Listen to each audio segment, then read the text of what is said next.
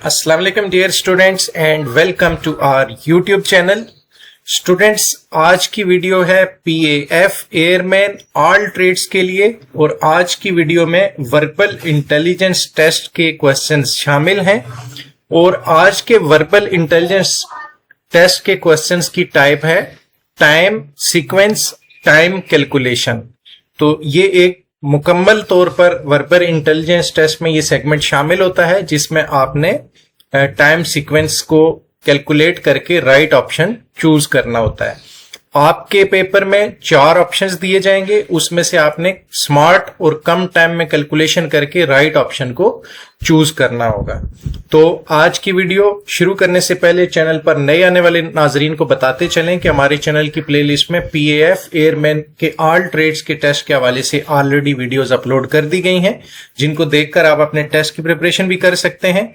और मजीद किसी भी तरह की गाइडेंस हासिल करने के लिए आप वीडियो के कमेंट सेक्शन में भी हमसे कुछ पूछ सकते हैं, अपनी क्यूरी शेयर कर सकते हैं और व्हाट्सएप ग्रुप जिसका लिंक इस वीडियो के डिस्क्रिप्शन में दिया गया है वहां पर भी आप हमसे any type of question any type of query regarding test पूछ सकते हैं।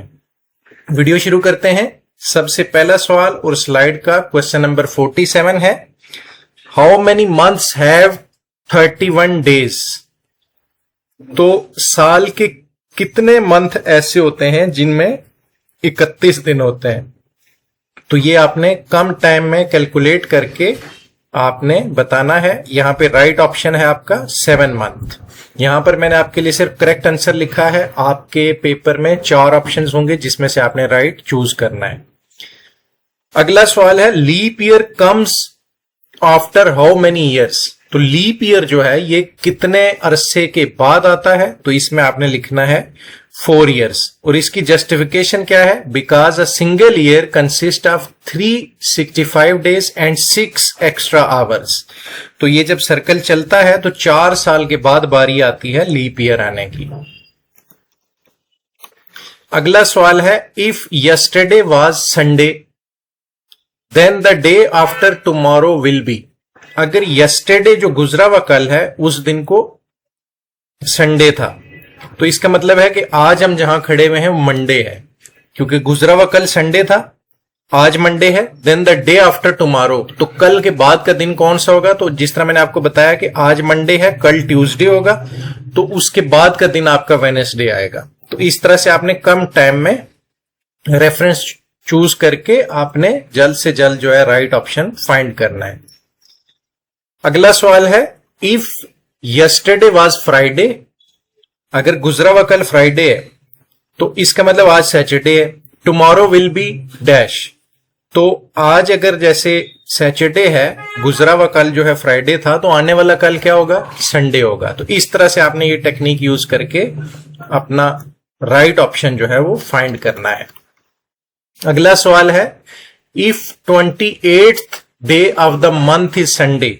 अगर महीने का 28वां दिन संडे है, then the second day will be dash.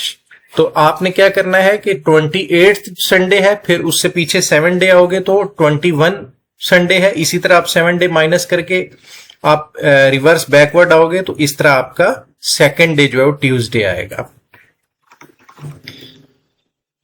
अगला सवाल है, if the 4th day of the month is Tuesday. अगर महीने का चौथा दिन ट्यूसडे है, then the 26th day of the month will be dash. तो 26वां दिन क्या होगा। आपने क्या करना है कि 4th डे ट्यूसडे है, फिर 11th डे ट्यूसडे होगा, फिर आपका 18th डे जो है वो ट्यूसडे बनेगा, फिर 25th जो डे होगा वो ट्यूसडे होगा और फिर उसके बाद वेडनेसडे होगा। तो इस तरह से आपने कैलकुलेट करके राइट ऑप्शन को फाइंड कर लेना है।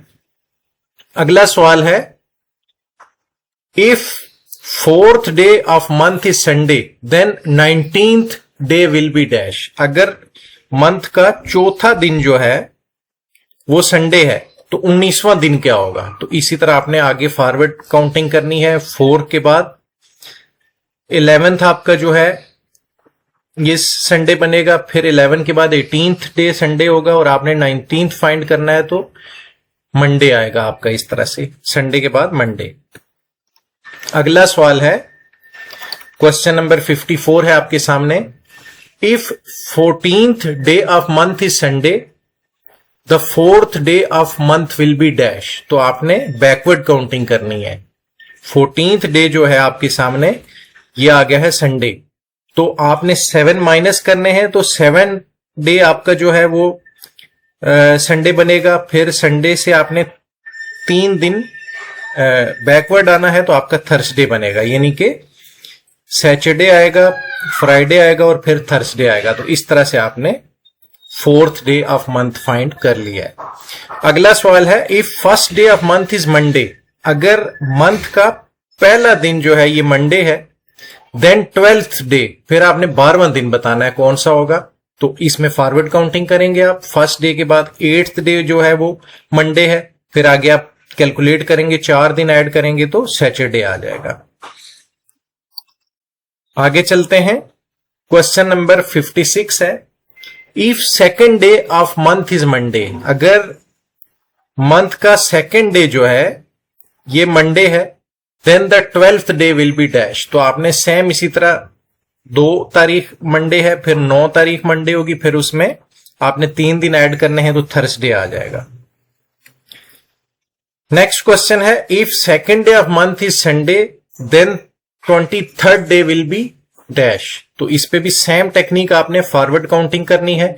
डेज को आपने कम टाइम में जल्द से जल्द कैलकुलेट करना है और फिर आपने राइट ऑप्शन संडे को क्लिक करना है। ये टाइम सीक्वेंस के क्वेश्चंस हैं और ये कम से कम हर पेपर के अंदर 2 से 3 और कई बार 5 क्वेश्चंस भी आते हैं। अगला सवाल है, if 15th day of month is Monday, the 4th day of month is dash. अगर 15वां दिन मंथ का जो है मंडे है, तो चौथा दिन क्या होगा? सही है, तो आपने मंडे 15 को है, फिर 7 दिन लेस आना है, तो 8 को है, फिर आपने उसमें से 4 दिन लेस करने हैं, तो इस तरह से थर्सडे आपका राइट ऑप्शन बनेगा। तो दोस्तों, इस तरह के टाइम सीक्वेंस के क्वेश्चंस वर्बल इंटेलिजेंस टेस्ट में शामिल होते हैं, जिनको आपने प्रैक्टिस करके स्मार्ट कैलकुलेशन करके कम टाइम में सॉल्व करना होता है, क्योंकि क्वेश्चन ज्यादा होते हैं और क्वेश्चन सॉल्व करने के लिए आपके पास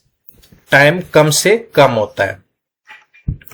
तो टेक्निक यही है, इसी को यूज करके आपने ये पेपर सॉल्व करना है। क्वेश्चन नंबर 59 आपने सॉल्व करना है, आपने खुद सॉल्व करके कमेंट सेक्शन में मुझे बताना है। If second day of month is Friday,